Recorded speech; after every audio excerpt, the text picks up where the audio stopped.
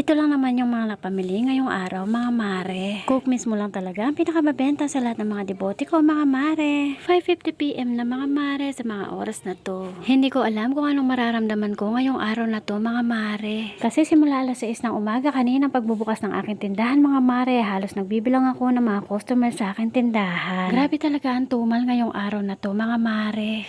Kahapon, mga mare, sobrang tumal din naman sa maghapon. Kaya lang pagdating ng hapon hanggang gabi, mga mare, sabi ko nga ay nakabawi naman ako ng benta. Sumobra pa ako sa kota ng aking benta kahapon, mga mare. Kasi kahapon, mga mare, sa ganitong oras, mga mare, sunod-sunod na yung mga nagbibilihan sa aking tindahan. Kaya nga mukhang hanggang sa pagsasara ng aking tindahan mamayang gabi ay hindi ako makakakota ng aking benta.